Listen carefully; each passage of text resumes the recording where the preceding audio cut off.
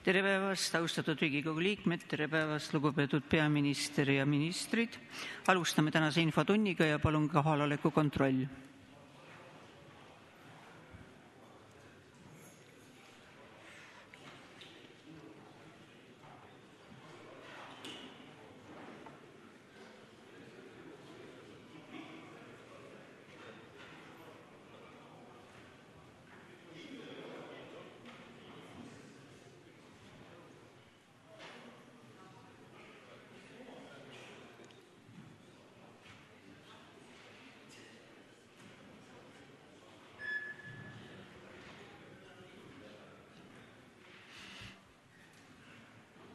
Kohale registreerus 46 Riigikogu liiget, puudub 55. Tänases infotunnis osalevad järgmised valitsusliikmed: peaminister Andrus Ansip, majandus- ja kommunikatsiooniminister Juhan Parts, rahandusminister Jürgen Ligi. Head kolleegid, kuna täna on hästi palju küsimusi, 9 tükki, siis ainult 2 koha pealt registreeritud küsimust. Ja alustame esimese küsimusega kolleeg Rannar Vassiljevilt peaminister Andrus Ansipile. Palun. Kolleeg Rannar Vassiljev, palun. Aitäh. Hea peaminister, minu küsimus puudutab ühte mittetulundusühingut, millega te tihedalt seotud olete, mis kannab nime Reformierakond. Seoses Reformierakonna e-hääletusega on üles kerkinud mitmeid küsimusi. Ja minu küsimus puudutab seda, et mittetulundusühingute seadus näeb ette seda, et üldkoosolekul võetakse vastu otsus, mille poolt hääletab üle poole kohal olnud liikmetest. Ja mis puudutab isikuvalimisi, siis nende puhul peab siis nendest liikmetest häältest saama või loetakse siis valituks isik, kes saab siis enim hääli. Kuidas teile tundub, et kas e-hääletus, mida ei sisalda ka Reformierakonna põhikiri, vastab seadusele? Aitäh. Jah, nii eelhääletus kui ka siseveebi hääletus vastavad seadusele. Ja kui te praegu viitasite seadusele, siis ei olnud täpne. Te rääkisite kohal olnud isikutest, mitte koosolekul osalenud isikutest. Kui tuua paralleel äriseadustikuga, siis äriseadustik reguleerib protseduure märksa täpsemalt, kui reguleerib mittetulundusühingu seadus. Võib teha järelduse, et seadusandja, see tähendab teie, on pidanud vajalikuks küllalt detailselt reguleerida äriühingutes koosolekute korraldamist ja hääletuste läbiviimist ja samas jätnud mittetulundusühingute puhul otsuse langetamise suuresti juhtorganite kätte. Äriühingute puhul, ja nii kui ma ütlesin, ka mittetulundusühingu puhul räägitakse koosolekul osalenud isikutest. Näiteks äriseadustiku paragrahv 170 lõige 1 või prim lõige 2 sätestab, et elektrooniliselt hääletanud osanik loetakse koosolekul osalevaks ja osaniku osaga esindatud hääled arvestatakse koosoleku kvoorumi hulka. Ehk siis ka Eesti seadusandlusest on koosolekul osalemise tõlgendus hoopis laiem kui füüsiliselt ühes kindlas ruumis ühel toolil istumine. Aitäh. Palun, kolleeg Rannar Vassiljev, esimene täpsustav küsimus. Aitäh. Te hetkel küll rääkisite äriühingutest, et erakonna puhul endiselt tegu mittetulundusühinguga, nii et kõik see jutt võib kehtida tõesti aktsiaseltsi osaühingu puhul, kahjuks ei saa seda laiendada mittetulundusühingute peale. Ka näiteks kohturegistri osakond, juhul kui siis juhatuse liiget soovitakse kanda registrisse, küsib üldkoosolekul osalenute allkirju. Kuidas Reformierakond on need e-hääled või e-hääletanud inimeste allkirjad kohturegistri osakonnale esitanud? Aitäh. Põhimõtteliselt need, kes ID-kaardiga hääletavad, need annavad oma digiallkirja kasutades selleks ID-kaart ja PIN-kood kahte. Need, kes mobiiltelefoniga, mobiil-ID-ga hääletavad täpselt samamoodi, identifitseerivad ennast, annavad oma allkirja ja need, kes identifitseerivad parooli kaarti või parooli kasutades, need identifitseerivad ennast sedamoodi. Ehk siis analoogia pangandusega. Ka seal on inimese identifitseerimine nõutud ja see allkirja andmine sisuliselt ühele maksekorraldusele on võimalik väga mitmel erineval moel. Aitäh. Palun, kolleeg Rannar Vassiljev, teine küsimus. Kas ma saan õigesti aru teie väitest, et see nagu elu näitab, kui võtta nüüd tõe kriteeriumiks praktika, et siis ei ole just kõige turvalisem olnud, tundub see identifitseerimine Reformierakonna e-hääletuse puhul, mida on Reformierakond ise ka ju tunnistanud ja seda teinud avalikult ja teatavasti vähemalt ühe liikme senini välja arvanud. Üks liige on sealt ise välja astunud. Neid on rohkem olnud tänaseks, nii palju kui ma tean. Et kas te siis tõesti praegult võrdsustate Reformierakonna ebaturvalise e-hääletuse näiteks ID-kaardiga või mobiil-ID-ga allkirja andmisega? Aitäh. No ei kipu üldse võrdsustama siseveebi hääletust turvaliste identifitseerimissüsteemidega. Ühel mittetulundusühingul peab olema ruumiga usaldusele oma ühingusiseseid protseduure korraldades. Ja kõike kindlasti ei ole võimalik ühes erakonnas või ka laiemalt mittetulundusühingus reguleerida administratiivselt, panna justkui siis ühe vaba ühingu liikmed liikuma mingisugusesse kõrgete seintega laborinti, kus absoluutselt kõik on ette kirjutatud ja kus usaldusel kohta ei ole. Varas on varas. Ja ei ole mõtet kõiki vargusjuhtumeid üritada siis vabandada sellega, et vara ei ole piisavalt hästi hoitud, kuidagi on ikkagi võimalikuks osutunud kuriteo toimepanemine, järelikult need, kes küll ei ole kuritegu toime pandud, aga kelle tagant on varastatud, need peaksid selles kuidagi moodi süüdi olema. Kui, ma ei tea, kas teil on seda halba kogemust, aga küllalt paljudel Eestis on, kui teie korterisse majja on vargad sisse tunginud, seal kõik segamini pööratud, siis ma arvan, et ei peaks taluma veel süüdistusi ka selles osas, et te olete võimaldanud vargal oma majja sisse tungida. Süüdlane saab karistada ja süüdlane saab karistada siis ka, kui ta on võõrast identiteeti kurjalt kasutanud. Aitäh. Ja nüüd palun 2 kohapealt registreeritud küsimus. Palun kolleeg Heimar Lenk. Aitäh, lugupeetud peaminister, vastuste eest. Mul on selline küsimus. Kõigepealt neid vargaid on ju teie erakonnas üksjagu, mitmed arendusjuhid on nüüd tagasi astunud, välja astunud erakonnast ja mitte ainult sel korral, vaid ka eelmiste sisevalimiste ajal oli sohi tegemist.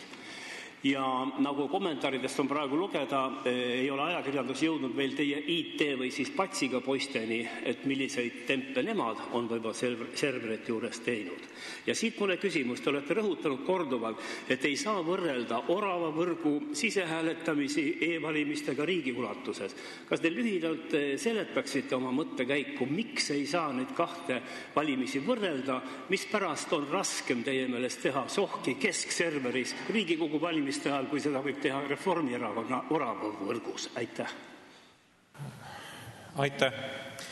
No ei neid vargaid Reformierakonnast nüüd nii palju kah olnud ei ole. Jutt käib 4 või 5 inimesest ja ma olen küll päris veendunud selles, et ülejäänud 13 000 erakonna liiget ei ole põhjust süüdistada nendes samades pattudes kuritarvitustes, millega need 4 või 5 inimest hakkama said.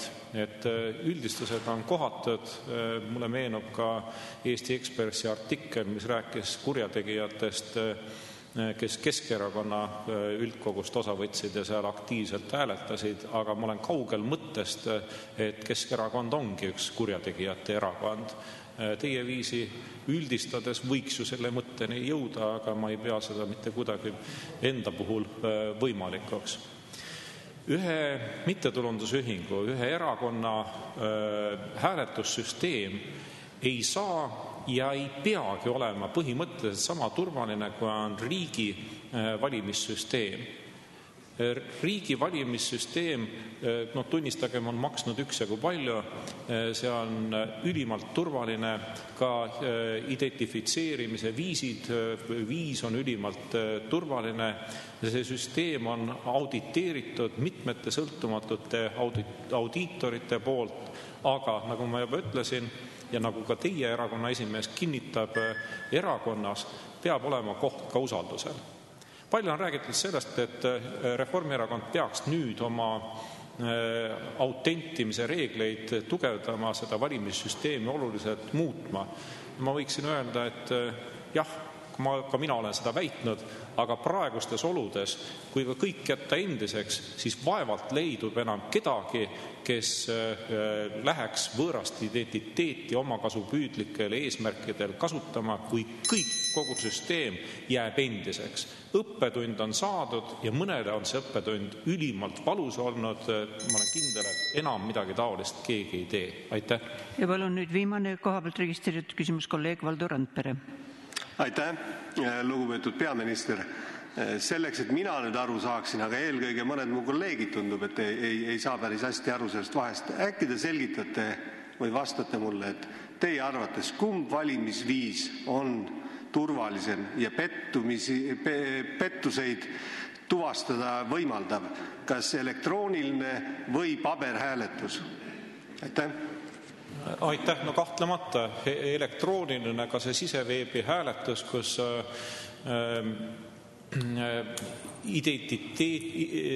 identiteeti varastati paroole, võõraid paroole kasutades, et ka see on turvaline ja turvalisem, kui oleks pabersedelitega hääletamine, sest pabersedelitega hääletamise puhul, nii nagu me teame, kuidas see erakonna praktikas on. Noorliikmed istuvad laua taga, inimene tuleb, antakse talle valimissedel kätte, kirjutab allkirja, kui hiljem selgub, et ja tuleb tegelik Jaan Kask ja ütleb, et tema ei ole kunagi hääletanud, siis välja selgitada, kes parasjagu tol tunnil, tol hetkel seal laua taga istus ja talle paberi välja andis, praktiliselt võimatu. Elektroonilises süsteemis on logifailid kõik säilitatud ja kõik tehingud on täpselt tuvastatavad, kelle arvutist nad tehti, mis kelle ajal tehti, mis hetkel tehti.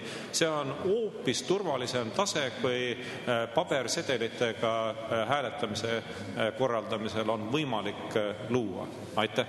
Suur tänu, härra peaminister, lõpetan selle küsimuse käsitlemise. Järgmine küsimus, palun kolleeg Mailis Repsilt rahandusminister Jürgen Ligile. Palun. Aitäh, lugupeetud Riigikogu esinaine, hea rahandusminister.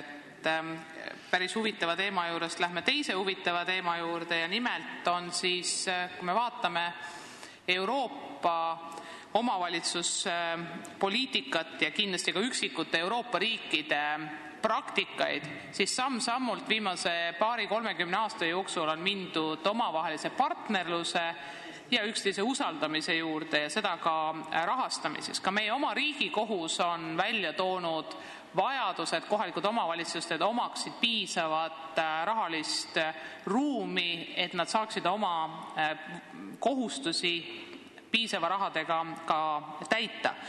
Täna on Haridus- ja Teadusministeerium välja pakkunud täiesti uue lähenemise, kus kohalikele omavalitsustele hariduse rahastamise juures sõnaotsustust antakse väga vähe ja kõik read kirjutatakse sihtotstarbeliselt ette ja meid huvitaks Rahandusministeeriumi arvamus sellest. Aitäh! Aitäh! Väga oluline küsimus tõepoolest ja ma pean tunnistama, et me ei ole lõplikus tões siin kokku leppinud haridusministriga veel. Siin on ilmselgelt selline optimeerimisülesanne, kus ühel pool on vajadus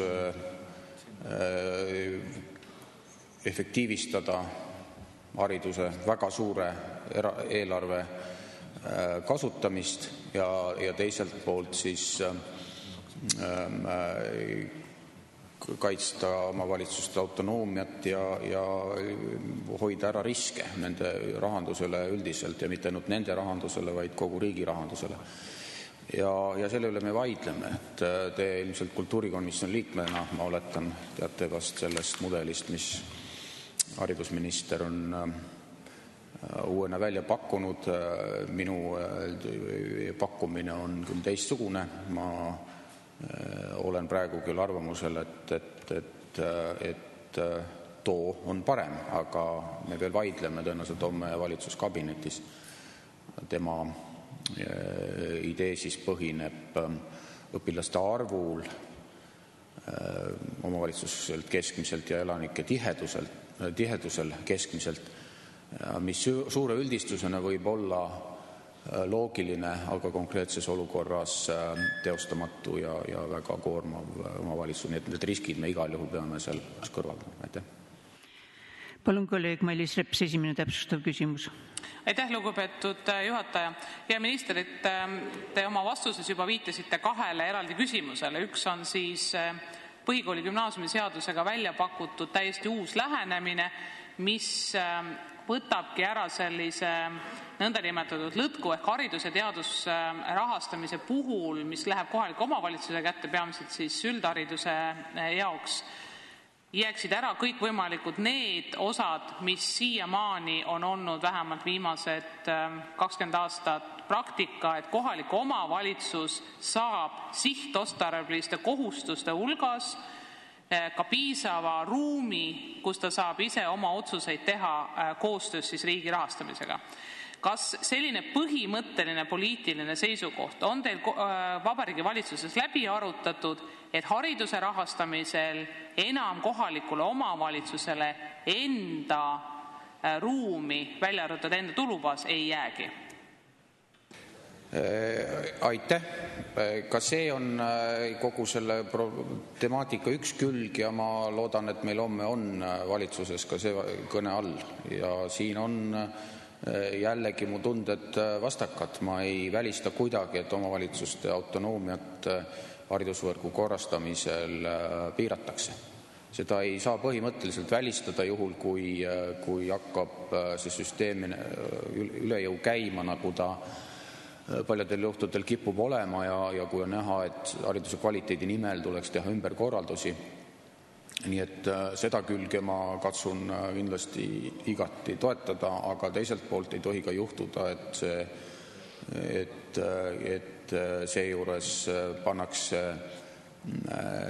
kohalik olukord väljapääsmatusse seisu. Et me peame tagama nii selle, et keegi ei oleks vale rahastamismudeli tõttu ülerahastatud ehk siis raiskav, mis on ka risk muide, ja teiselt poolt, et siis öeldakse valikuvõimaluste puudumise korral omavalitsusele, et te peate selle katte, kui tahate, otsima kuskilt mujalt.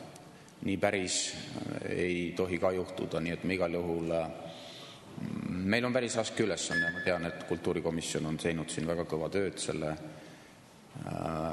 arutamisel. Aitäh. Palun, kolleeg Mailis Reps, teine täpsustav küsimus. Aitäh, lugupeetud juhataja, lugupeetud rahandusminister, et kui lubate, et läheksime Vabariigi Valitsuse ja kohalike omavalitsuste koostöö kokkulepete juurde. Päris 2010. aasta uue põhikooli gümnaasiumi seaduse vastuvõtmisest peale on olnud Vabariigi Valitsuse ja kohalike omavalitsuste kokkuleppe teemaks lisaks õpetajate alammääradele, transpordile, õpikutele, kindlasti koolitoidule, investeeringutoetusele, ka tugiteenused ehk logopeed, koolipsühholoog, eripedagoog, sotsiaalpedagoog. Ja põhjus oli see, et me uue põhikooli gümnaasiumi seadusega oluliselt täpsustasime ja tõime juurde tugiteenuse kohustusi. Sealjuures lepiti kokku, et riik osaliselt lubab siis haridusraha kasutada tugiteenuste rahastamiseks, mida ka enamus omavalitsused teevad. Tänase uue seadusega see muutub. Kas see on Vabariigi Valitsuses läbi räägitud vaatamata eelnevatele kokkulepetele?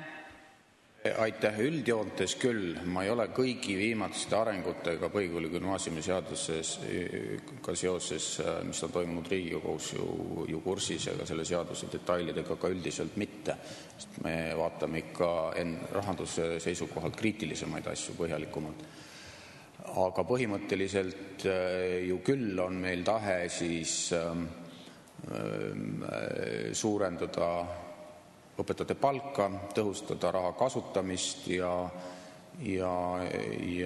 kui tõhustamise arvel lihtsalt seda ei õnnestu teha, siis tuleb millegi muu arvel teha. Ja tuleb üritada õpetajate raha siis täpselt, õpetajate palgaraha täpsemalt defineerida. Aga need detailid on muidugi keerulised, mida praeguse hetkega valdab kõige paremini, ma arvan, teie komisjon. Ja palun nüüd kohapealt registreeritud küsimus kolleeg Tarmo Tamm. Aitäh juhataja, lugupeetud rahandusminister. Uue PGS-i kohaselt rajatakse igasse maakonda üks riigigümnaasium. Ma küsin teilt, et kas Rahandusministeerium näeb ette täiendavaid vahendeid nende riigigümnaasiumite ülalpidamiseks? Ja kas samal ajal need omavalitsused, kui riigigümnaasium rajatakse, peavad siis osa oma tulust loobuma, sest nende omavalitsustel on rahaliselt see päris suur kingitus? Aitäh.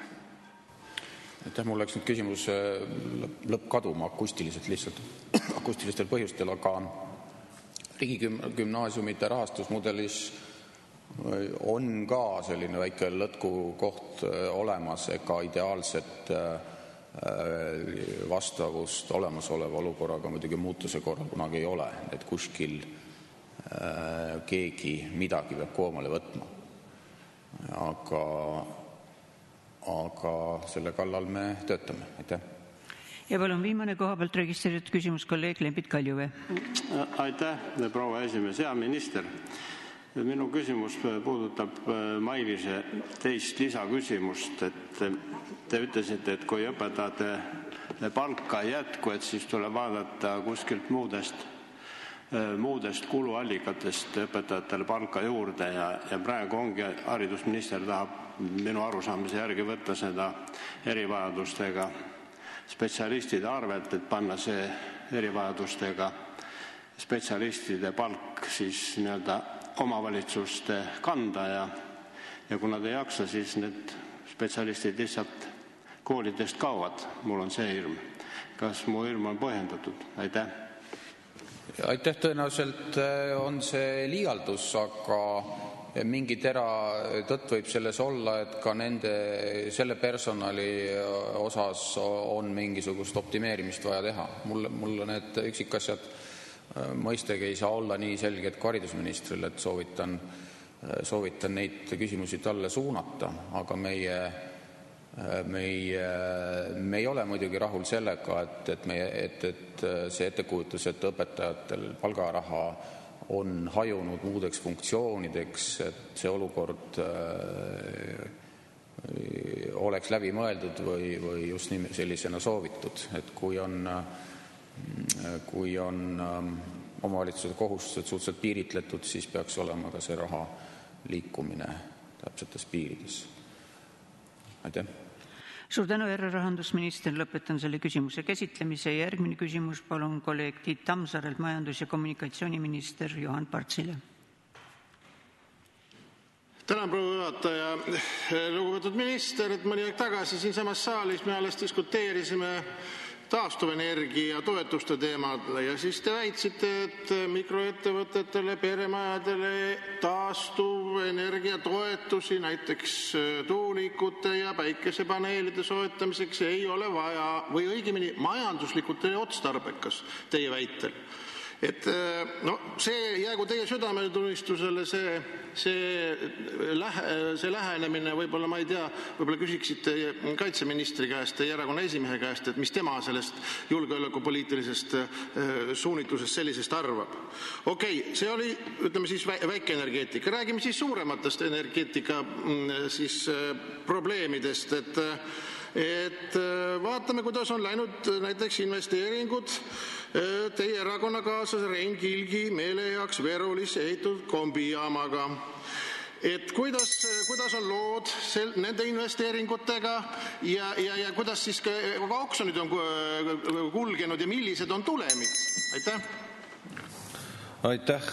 Ma selle küsimuse sissejuhatust ei saanud aru midagi, aga küsimus puudutab ühte Eesti Energia ärisuunda. Võib-olla ma natuke annaks konteksti enne, kui te hakkate andma kiirustavaid hinnanguid. Nimelt tulenevalt riigi energiamajanduse arengukavast Eesti Energia hakkas välja arendama 2008 ka nii-öelda väikeste elektri ja sooja või ja külma koostootmise jaamu. Eesti Energia töötas läbi põhjalikult selle turu. Kõne all oli isegi üle 10 võimaliku projekti, investeerimisotsuseni jõuti nende osas 4. Tänase päeva seisuga, neid võib juurde tulla. Mis need on? Paides ehitatakse praegu 2 megavatist elektrisooja koostootmisjaama, Valkas elektrisooja koostootmisjaam on valmis, koostöös PLRT-ga gaasil põhinev elektrisooja koostootmisjaam ja 4. on see projekt, millele te siis viitate. Ehk siis kaalumisel all olid ka mitmed muid tööstusega seotud väikseid koostootmisjaamu. Nende suurusjärgud ei ole väga suured, see on kuskil võimsusega 3 megavatti. Nüüd, kas see risk, mis realiseerus ettevõtte jaoks, ja ma võin kinnitada, olles vaadatud ettevõtte sisekontrolli raporteid, et mitte mingit seost selle ettevõtte strateegia ja sellega, et üks võimaliku projekti partnerit osalisi oli nõukogus, ei ole. Nõukogu esimees on mulle kinnitanud, et igal korral, kui seda küsimust arutati, see härrasmees viibinud ka nõukogu koosolekul. Nii et tegelikult tuleb hinnata, et kas millised riskid jäeti maandamata, kui suur on lõplik kahju ja kas on lõplik kahju, on ka tegelikult veel vara hinnata, sest ega siis see olemasolev jaam omab märkimisväärset turuväärtust, tänaseks otsitakse avaliku müügi korral partnerit või ostjat. Aitäh!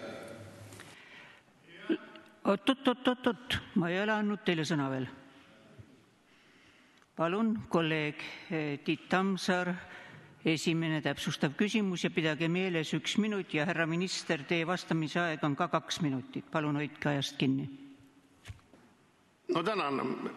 Ja ma saan aru, et ei ole võrdses siis situatsioonis härra ministriga, aga ka mina arvan, et Eesti Energia nõukogu ega juhatus ei ole selles küsimuses üldse eriti süüdi või õigemini absoluutselt ei ole süüdi.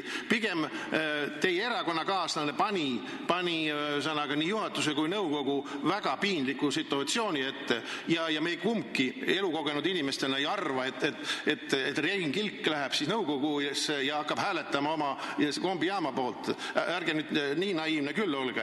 Aga ma küsiks ikkagi, et teie siis ütlete, et ütleme 1 4 projektist läks luhta ja see ongi loomulik ja keegi ei vastuta ja ongi kõik korras. Aitäh! Ma ütleks isegi 1 4, et nagu ma ütlesin, tegelikult see väikeste elektri ja sooja külma koostootmisjaamade ärisuund on tegelikult jätkuvalt perspektiivikas, et neid projekte võib juurde tulla. Mõnede osas ettevõtte hindas riske kõrgelt, mõnes osas ei saavutatud kokkuleppeid sooja ostjatega ja nii edasi. Nüüd, milline on see lõplik kahju ettevõttele, et tulenevalt siis ühe võimaliku sooja ja külma tarbija pankrotiga ja uue omaniku korrigeeritud äriplaaniga ja milline saab olema lõplik kahju, seda on tegelikult täna veel vara hinnata. Kusjuures ma juhin tähelepanu, et ma vaatasin ka ettevõtte seda siseraportit, siis ega ka pankroti vastu tegelikult ettevõtted oma riske nii-öelda nägi ette, mida nad ei suutnud ette näha. Nüüd ettevõtte siis analüütiline pool, et uus omanik sedavõrd põhimõtteliselt muutis Veroli äriplaani. Lihtsalt ta muutis äriplaani sedavõrra, et ta vajadus külma järele oluliselt vähenes. Et seda võib ettevõtte juhtkonnale ette heita, aga veel kord, kõik need sisekontrollid näitavad, et tegelikult need erinevaid riske kaaldati üsna piisava hoolsusega. Aitäh. Palun, kolleeg Tiit Tammsaar, teine täpsustav küsimus. Jah, tänan. Seda võib võtta nii ja naa, et vaatame, mida siis oksjon toob ja kuidas läheb. Muidugi selle jaoks meie ettevõtete juhid ja ka ministrid saavadki palka, et muutuvas aegruumis majandus erinevaid suundi ette näha. Aga see selleks. Aga nagu me teame, et praegu siis toimub meil siin rahvusvaheline põlevkivisümpoosium ja minu meelest kas täna on siis erinevate maade inimesed siis Narva lähistel ja jälgivad huviga Enefit 280 kulgemist, mis tegelikult ei kulge, õliselt ikkagi ei tule ja üle 200 miljoni investeeringut seisab ilusasti päikese käes ja särab, et kuidas siis sealt küsiks niimoodi, et kuidas võiks sealt olla siis riskid maandatud ja milliseid kahjusi me sealt siis hakkame kokku arvustama? Aitäh! Praeguse seisuga on tegemist väga kasumliku investeeringuga. See, et ettevõtte või sedalaadi tööstusettevõtte käivitamisperiood võib olla, ma ei taha öelda piisavalt pikk ja seal võib olla teatud põhjendusi, on minu arvates normaalne. Ma ei soovita selle osas olla ülemäära kärsitu, ja ma olen täiesti kindel kohtudes ka Eesti Energia partneri, inseneripartneritega, et see kindlasti saab tööle ja hakkab tootma meile kasumit. Palun nüüd kohapealt registreeritud küsimus kolleeg Olga Sõtnik. Aitäh, proua juhataja. Lugupeetud härra minister, mina tahaksin küsida veel ühe vastuolulise projekti kohta, nimelt USA põlevkivi kaevanduse ja õlitootmise kohta. Et siin vahepeal oli uudis, et see tehnoloogia, mida kavatseti kasutada, tegelikult ei sobigi USA põlevkivi jaoks. Et mis on need viimased arengud selles projektis ja kuidas siis minnakse edasi? Aitäh. Projekt on arendusfaasis, minu arvates nii palju, kui mul on informatsiooni ettevõttelt, siis arendusfaas läheb plaanipäraselt. Nii et ülemäära selliseks dramaatikaks nagu üle nädala mingis ajalehes ilmuvad pealkirjad lihtsalt ei ole. Ma kutsuks tegelikult sellesse projekti ka parlamendi liikmeid suhtuma suure tähelepanuga, sest ma arvan, et laiemalt Eesti majanduse, Eesti teaduse jaoks on tegelikult võrdlemisi kaaluka rahvusvahelise projektiga. Ma arvan, et isegi nende projekti riskid, kui me kanname selle rahasse, siis tegelikult on päris hästi hallatud. Arvestades seda, et täna siis riigile kuuluvale äriühingule kuulub juriidiliselt põlevkivi, mida on kordades rohkem kui Eesti maapõues üleüldse. Aga veel kord, tänane informatsioon käib arendusfaas, keskkonnamõju hindamised, erinevad uuringud, need toimuvad plaanipäraselt, tehnoloogia arendused, täiendused, nii et selles osas mingid igapäevaseid uudiseid on mul valitsuse liikmel lihtsalt raske välja tuua. Aitäh! Suur tänu, härra minister, lõpetan selle küsimuse käsitlemise. Järgmine küsin, palun kolleeg Olga Sõtnik peaminister Andrus Ansipile. Aitäh, proua juhataja. Härra peaminister, mõned päevad tagasi siis ajaleht The Guardian avaldas info PRISM projekti kohta, mille raames USA valitsusel on siis ligipääs USAs tegutsevate suurte IT-firmade kasutajate andmetele. Ja muidugi see uudis vapustas ja šokeeris kogu maailma.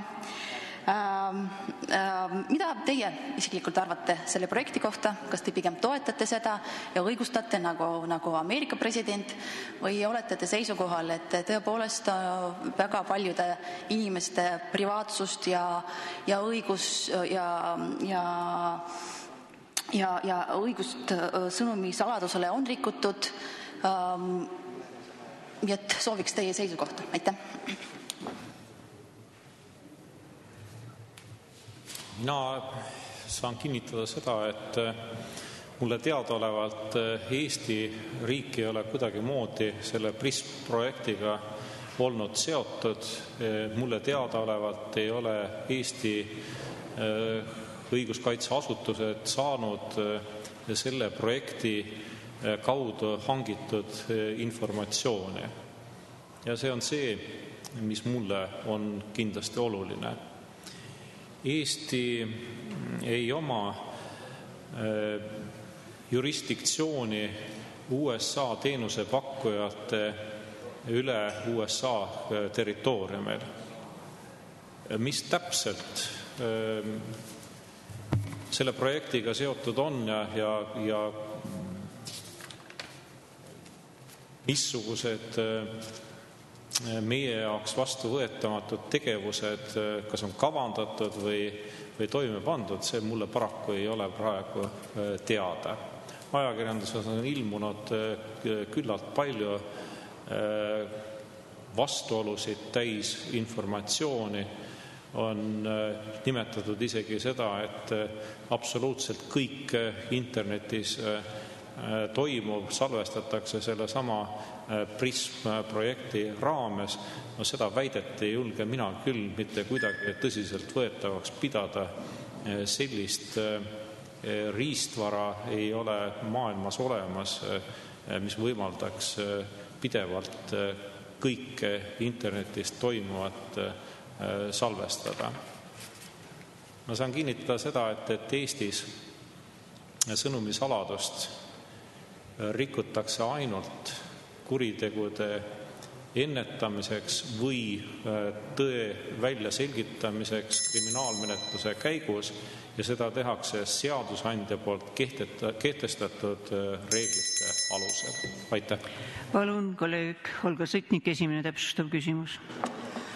Aitäh, proua juhataja. Härra peaminister, aga siiski siin on päris paljud teiste riikide liidrid, näiteks Angela Merkel, öelnud, et see küsimus kindlasti väärib arutamist kõige kõrgemal tasemel ja ka Euroopa Komisjoni mitmed volinikud on nördinud sellise info nagu mitte lekkimise kohta, aga selle sisu kohta. Et kuidas te arvate, kas Eesti peaks siiski tegema mingisugused omapoolsed sammud selleks, et selline luuretegevus oleks kuidagi mingisuguste kas lepete või lepingutega kaetud rahvusvaheliselt, kas või USA ja Euroopa Liidu vahel või USA ja Eesti vahel või las jääb nii, nagu ta on ja luulevad meie järele nii palju, kui tahavad. Aitäh. Aitäh. Nii palju jälle, kui mina olen kursis, võin ma öelda, et nii nagu Angela Merkel või Vivian Reding, nii võin ka mina kinnitada, et ka mina tahaksin rohkem teada saada. Mul ei ole kavas kohtumisi lähemal ajal oma USA kolleegidega, aga ma tean, et nii Vivian Reding kui ka Angela Merkel kui ka veel mõned poliitikud on lubanud kohtumisel USA kolleegidega selle teema kohta täiendavat informatsiooni küsida. Ei ole ma kusagilt lugenud, et nendel minu poolt viidatud isikutel oleks olemas täispilt sellest, mida see PRISM-programm tegelikkuses endast kujutab. Aitäh. Palun, kolleeg Olga Sõtnik, teine täpsustav küsimus. Aitäh, proua juhataja. Härra minister, aga ega tegelikult need sotsiaalvõrgustikud ei eksisteeri ainult USA firmadel, vaid on olemas väga suured Hiina sotsiaalvõrgustikud, Qzone ja Renren, aga ka näiteks meie naabril Venemaal on päris suured siis firmad, kes pakuvad teenused ka Eesti kodanikele, Yandex, Mail.ru, Vkontakti, Odnoklassniki ja nii edasi. Ja väga paljudel Eesti kodanikel on nendes võrkudes siis kontod ja info olemas. Et kuidas teie arvate, kui selgub, et ka näiteks Venemaa teenistused tegelevad samasuguse tegevusega, kas Eesti peaks ka kuidagi reageerima sellele ja tegema sammud selleks, et legaliseerida seda tegevust? Aitäh! Nähes naeratust teie näol olen ma täiesti veendunud, et ise ka saate aru, et see küsimus oli nüüd peaministrile täiesti kohatuna esitatud. Ei hakka ükski peaminister spekuleerima selle üle, mida ta teeks siis, kui tema kolleeg või tema naaber kuidagi seadust kurjalt väänama asuks, need ei saada minu käest ka selliseid spekulatsioone. Et mina saan kinnitada seda, et meie valitsus seisab selle eest, et Eestis sõnumisaladust keegi kuidagi vääralt, seaduse vastaselt, seadusandja poolt keelatud viisidel rikkuma ei hakka. Aitäh. Ja palun koha pealt registreeritud küsimus kolleeg Andres Anvelt. Aitäh, proua juhataja, lugupeetud peaminister. Ma küsiks veel kord üle natuke teises sõnastuses kolleeg Svetniku küsimuse, et kas te saate kinnitada või olete saanud kinnituse Eesti julgeolekuasutustelt selle kohta, et nad ei ole oma tegevuses või informatsiooni kogumises kasutanud meie välispartneritelt saadud infot Eesti residentide kohta, ehk millest võib oletada, et see informatsioon on saadud Eesti residentide sõnumisaladuse rikkumise kaudu? Aitäh. Aitäh. No te olete ise politseiametis töötanud, te teate, et koostöö partnerteenistustega on Eesti vastavatel teenistutel päris hea.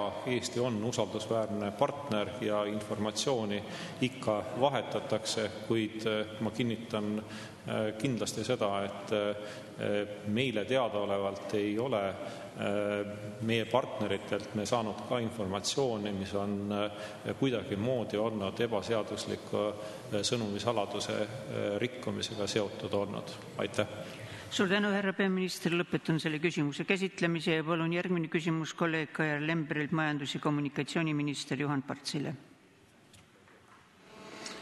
Aitäh, eesistujad, hea minister, et ma üritasin ka eelmisel nädalal siin regionaalministrilt saada selgitusi IRL-i arusaamise kohta omavalitsuste rahastamisel, aga tuleb tunnistada, et ma tegelikult neid vastuseid ei saanud. Minu küsimus oli ajendatud teie meedias kõlanud väitest, et kohalike omavalitsuste teehoiu paremaks korraldamiseks tuleb üle vaadata omavalitsuste rahastamise mudel. Ehk küsikski alustuseks, et mida te sellega silmas pidasite ja kas omavalitsustel on oodata uut rahastamismudelit? Aitäh. Aitäh. Ei ole näinud seda meediaväljavõtet, millele te viitate, aga ma arvan, et see teema oli üleval, kui mul oli siin arupärimine vist Keskerakonnalt. Ja kordan üle veel kord kõige olulisema Eesti seadustest tuleneva seisukoha. Kohalike teede rahastamine, me mõtleme kohalike omavalitsuse teede rahastamine, tegelikult on täpselt samasugune kohaliku omavalitsuse funktsioon nagu iga teine. Ja me teame, et selleks on olemas kohalike omavalitsuse maksutulu. Ja paljuski, kas kohalikud teed on korras ja hooldatud, sõltub tegelikult kohaliku omavalitsuse prioriteetidest. Riigieelarve rahastamine on olnud alati täiendav, mitte asendav. Nüüd, kui väide on, mis on kõlanud ka omavalitsusliitude poolt, et näete, teede jaoks raha tulubaasis kohe mitte ei jätku. Kui see on nii, siis järelikult on midagi korrast ära kohaliku omavalitsuse rahastamise üldise mudeliga. Et tõenäoliselt sellest mõttekäigust olete saanud meediast pealkirja. Aitäh. Palun kolleeg Kajar Lemberi esimene täpsustav küsimus. Aitäh. Eks ma sealt samast jätkaks, et kas sisuliselt te väidate, et omavalitsuste nii-öelda katkised teed ei ole mitte probleem vahendite vähesuses, vaid selles, et omavalitsused ei oska seda raha otstarbega kasutada. Et kas see on nii-öelda teil erakonna ametlik seisukoht või see on teie enda hinnang? Aitäh. No võtame selle omavalitsuse, kus me täna asume. Kui propagandakuludeks kulutatakse 10 miljonit eurot, kui täiesti külma rahuga viiakse transpordist tulude poole pealt omavalitsuse eelarvest välja 15 miljonit eurot ja see saab olema igal aastal niimoodi.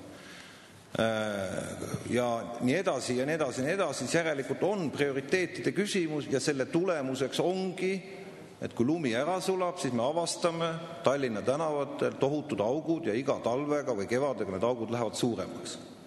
Öelda täna, et Tallinna linna eelarves ei ole raha, et tegelikult teha süsteemset säilitusremonti ja taastusremonti, on lihtsalt vale. See on valikute küsimus, mida langetab Tallinna linna valitsus. Aitäh. Palun, kolleeg Kajar Lember, teine täpsustav küsimus. Aitäh. Eks me siin Tallinna peale juba läksimegi, aga et kohalike teede renoveerimist paremini planeerida on hästi palju räägitud omavalitsusliitude tasemel vähemalt sellest, et kohalikud teed oleks vaja ka uuesti ära inventariseerida, sest tegelikult täna üleriiklik register kui selline puudub ja suuresti on see jäänud ikkagi ka vahendite taha. Ja ainsana muideks on see register olemas tegelikult palju kirjutatud Tallinnal. Aga majandusministeeriumi hinnangul maksaks see põhjalik andmetega register circa 700-800 000 eurot ja küsikski, et kas te ministrina olete valmis tegema selle otsuse ning Maanteeametile andma ühelt poolt korraldusele, teiselt poolt loa vahendite kasutamiseks, mis neil tõenäoliselt tegelikult on olemas, et see mõistlike investeerimise otsuste aluseks olev ülivajalik registri tegemine saaks juba alguse sel aastal. Aitäh! Aitäh, hea küsija, lugupeetud Riigikogu liikmed. See on Eesti Vabariigi seadus, et kohalikule omavalitsusele kui omanikule kuuluvad teed tuleb inventariseerida ja kanda teede registrisse. Millegi pärast selle seaduse täitmisega on teatud raskus. Aastaid. Nüüd me oleme saavutanud omavalitsusliitudega kokkuleppe, et riik on valmis andma metoodilist nõu ja me oleme valmis ka tegelikult riigieelarvest kohalikele teede eraldavate vahendite arvelt see inventariseerimisprojekt ära teha. Ma väga loodan, meil on eraldi töörühm sellest, kus siis osalevad Majandusministeeriumi, Maanteeameti ja omavalitsusliitude esindajad, et lähiperioodil saavutatakse kokkuleppe kõikides detailides ehk teisisõnu selle projekti täpsem lähteülesanne, rahastamise küsimus ja vastava hankega on võimalik see töö ära teha. Aga ma juhin tähelepanu, ega siis teede register ei ole midagi jäävat, kui ükskord sinna kantakse need andmed sisse. Peab pidevalt ka muutma. Ja loomulikult on see omaniku kohustus. Aitäh. Ja palun nüüd 2 koha pealt registreeritud küsimus. Palun kolleeg Andres Anvelt. Aitäh, proua juhataja. Hea minister. Tänane teeseadus küll kirjeldab riigimaanteed kui teed, mis siis ühendab pealinna ja teisi linnu ja tähtsamate sadamate, raudteesõlmade, piiripunktidega. Ja Tallinna puhul, Tallinna ongi just üheks selliseks linnaks, kus need tähtsamad sõlmed siis on. Kuid linna piirid sinna sõlmpunktidele on need kohalikud maanteed, et nagu loogikat selles ei ole, aga ma jätan selle teeseadus praegu kõrvale, see on tõesti seadusandja tahe ja küsin teie kui selle valdkonna ministri arvamust, et kui te väidate ka või olete tänagi öelnud, et Tallinn ei saa nendega hakkama teede remondiga, aga miks siis need samad sõlmpunktini viivad kohalikud maanteed, kas te arvate, kas ei peaks siis olema üldse riigimaanteed ja otse Maanteeameti poolt rahastatavad ja hooldatavad, aitäh. Kui ma nüüd sain sellest küsimusest õieti aru, küllap te mõtlete Tallinna linnas suuremaid teid, et kas need peaks olema riigi omad. No, omal ajal, kui me hakkasime Eesti Vabariiki siin taastama, tekkisid autonoomsed omavalitsused, siis sai see küsimus põhjalikult läbi kaalutletud omavalitsuste lõikes. Ja üldine arusaam oli, et ikkagi omavalitsuse territooriumil olevad teed on omavalitsuse omad, kus me tõmbame selle piiri. See aga ei tähenda, et riik ei ole valmis investeerima kaasrahastamise korral omavalitsuse suurematesse teede investeeringuprojektidesse. Ma ei räägi täna isegi sellest aktsiisirahadest, mida me suuname omavalitsustele, vaid ka suurematest projektidest. Näited on olemas. Tallinnas oleme me rahastanud Filtri ja Tehnika tänava tee ühendamist, Ülemiste ristmik 85%, Tartus ehitame me idapoolset ringtee, väga mahukas investeering. Järgnevaks perioodiks näeme me omavalitsuste suuremateks investeeringuteks vähemalt 40 miljonit eurot, sõltuvalt omavalitsuste soovist võiks kaaluda selle suurendamist ja nii edasi. Nii et me kindlasti riik ei pühi siin käsi puhtaks suurte linnasiseste teede välja arendamise. Pigem vastupidi. 2008-2007 aastal, kui olid veel lõppev Euroopa perioodi rahad otsustamata, siis Majandusministeerium palus korduvalt Tallinna linnal lisada ka teisi olulisi teede ristmike investeeringute projekte. Me rääkisime Põhjaväilast, me rääkisime Haabersti ristmikust, me rääkisime Nõmme ja Tondi raudteeülesõitudest ja nii edasi, nii edasi. Nii et aga kas hakata teede omandit muutma, seal tekib läbisegu, ma arvan, et see ei pruugi olla mõistlik tegelikult. Aitäh. Palun, kohapealt registreeritud küsimus, kolleeg Tarmo Tamm. Aitäh, juhataja. Lugupeetud minister. Kindlasti ma olen teiega nõus, et kohaliku omavalitsuste ülesandeid peavad täitma kohalikud omavalitsused. Aga kuidas nüüd tulubaasiga kindlustatakse, selles osas on ka suur sõna öelda Vabariigi Valitsusel, sest Vabariigi Valitsus paneb paika rahastusmudeli, protsendid ja nii edasi. Ma tean, et Tallinna teede lagunemise põhjus on teil üheselt selge, aga ma küsin, et miks ülejäänud omavalitsused Eestis teid kordavad ja näiteks Võrus, Pärnus, Rakveres, Paides, kus Keskerakond pole võimul, et mis seal see põhjus võib olla, kas seal on ka prioriteedid valed või on põhjus selles, et kohalikul omavalitsustel lihtsalt raha ei jätku teede korrashoiuks? Aitäh. Ma peab vaatama tõenäoliselt iga üksik omavalitsuse lõikes. Enne kui ma tahaks selliseid järeldusi teha, siis tegelikult tuleb võtta see omavalitsuse eelarve välja, vaadata, milliseid investeeringuid, milliseid muutusi eelarve kulude struktuuris on teinud 5-7 aasta jooksul. Olukord teedes läheb tavaliselt kehvaks mitte kohe, vaid 5-7 aasta pärast. Tallinna linnapea, kes täna ametis on, tõenäoliselt ei oleks uneski osanud näha, et tal õnnestub nii kaua sinna Vabaduse väljakule istuma jääda ja selle tõttu ta külma rahuga teede säilitus- ja taastusremonti raha vähenes. Ja selle tõttu on augud näha ja nüüd ta siis on nendega hädas ja korraldab siin kevadisi kampaaniaid. Aitäh talle selle eest. Vähemalt me lõhume vähem linnakodanike ja linnakülaliste autosid. Aitäh. Suur tänu, härra minister, lõpetan selle küsimuse käsitlemise ja järgmine küsimus. Palun kolleeg Ester Tuiksolt peaminister Andrus Ansipile. Palun kolleeg Ester Tuikso. Proua juhataja, austatud peaminister, maaelu arengukava on oma koostamise lõppfaasis. Tegemist on väga olulise rahalise dokumendiga maaelu ja põllumajandusvaldkonna jaoks järgmiseks 7 aastaks. Minu küsimus on teile, et kui palju te olete valitsuses arutanud, et selle koostamisel arvestada finantsnäitajatega sektoris, et arvestada sellega, millistel tootjatel on kui palju makstud sotsiaalmaksu ja üldiselt Maksu- ja Tolliameti andmetega ja teine asi, palju on teatud ettevõtete suurusgrupid loonud ka töökohti juurde või neid ka kaotanud, et kas selliseid kriteeriumeid maaelu arengukava puhul olete arutanud? Aitäh. Me oleme muidugi valitsuse tasemel ka maaelu arengukavaga seonduvaid meetmeid juba arutanud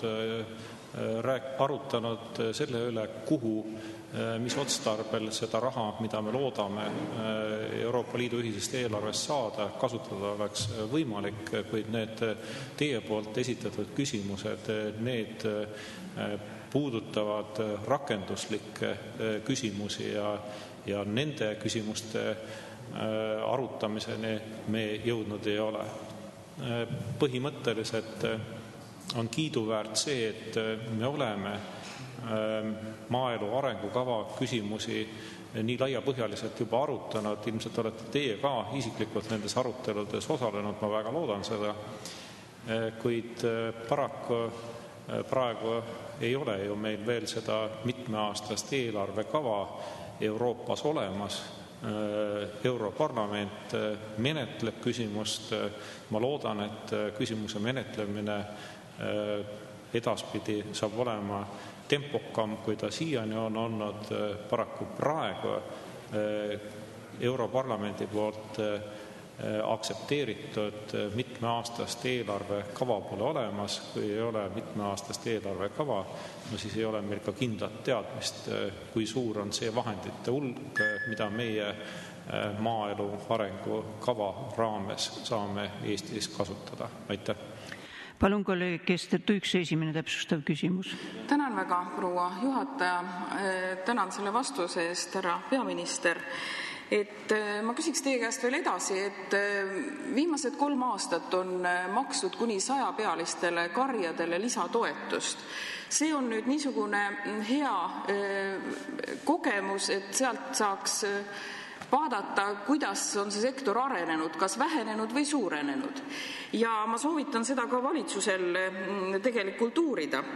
Aga see selleks, sest mulle meeldib ka teie väide, et ei tohiks pudistada raha laiali, vaid seda nii-öelda konkreetselt kasutada suuremate projektide jaoks.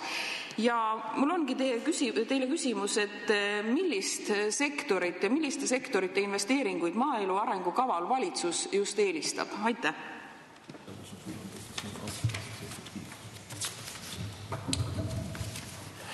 Jah, no järele jäänud ajaga vaevalt, et mul on teie poolt koostatud maaelu arengukava võimalik kõigile ammendavalt tutvustada. Aga vahendite jaotuse üldpõhimõtted eeldavad seda, et vähemalt 25% nendest maaelu arengukava vahenditest läheb keskkonna ja kliimaga seotud tegevusteks. Vähemalt 5% peab jääma liiderlähenemisele. Kuni 4% võib minna tehniliseks abiks ja tulemusreserv peab olema 7%. Et põhimõtteliselt on need reeglid meile juba selle mitmeaastase eelarvekavaga ette dikteeritud, ehkki, ma kordan veel kord, seda eelarvekava, seda mitmeaastast finantsraamistikku, seda meil ju faktiliselt praegu veel ei ole olemas. Eks mõnes mõttes me võime öelda, et me jagame laskmata karu nahka praegu. Aga parem juba enne oma jaotusplaanid ära teha, ehk satub karu kah ükskord meie kätte, et me saaksime neid plaane realiseerida. Nii, keskkonda läheb 330 miljonit eurot ehk siis 35% meie praeguse kava järgi. 28% kõigist vahenditest ehk 261 666 666 eurot läheb konkurentsivõime tõstmiseks. Edasi 18% läheb maaettevõtluse ja kohaliku algatuse toetuseks ehk siis 166 766 000 eurot. Toidu tarneahela toetuseks 103 miljonit ja see on 11% kõigist vahenditest. Aitäh!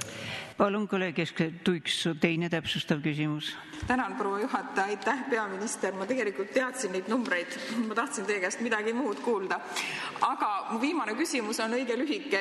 Kas te lähete maaelu arengukava ka arutama mingi erandi sooviga Eesti põllumehe jaoks järgmiseks 7 aastaks? Kas teil on mõni lootus selleks? Aitäh! Küllap neid lootusi on palju. Mina olen veendunud selles, et meie majandussektor on praegu väga hästi toime tulnud. Efektiivsuse suurendamine sektoris on olnud väga märkimisväärne. Ma ei ole absoluutselt nõus nendega, kes räägivad, et meie maaelu või põllumajandus on kunagi kellegi poolt hävitatud. Vastupidi, ma näen seda, et produktiivsuse näitajad on tohutult kiirelt kasvanud. Kui 25 aastat tagasi näiteks oli tohutu suur sündmus see, kui nisu hektari saak oli 40 50 tsentneri piires, siis praeguseks Aavo Samarüütel saab talinisu ühelt hektarilt 9,6 tonni ja see on ikka meeletu saagikuse tõus.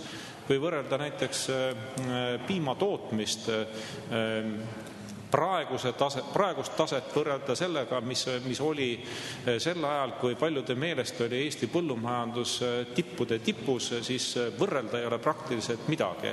Kui siis saadi ühe lehma kohta 3500 kilogrammi piima aastas, siis praeguseks Eesti keskmine tase juba ületab 7600 kilogrammi aastas. Ehk siis need tootlikkuse tõusud viimase 20 aasta jooksul põllumajandussektoris on ülimalt kiired olnud ja meie põllumajandus on väga konkurentsivõimeline Euroopa turul. Aitäh! Suur tänu, härra peaminister, kuna meie infotunni aeg on läbi. Suur tänu ja lõpetan selle küsimuse käsitlemise. Suur tänu, head kolleegid, küsimuste esitamise eest ja lugupeetud peaminister ja ministrid küsimustel vastamise eest. Infotund on lõppenud.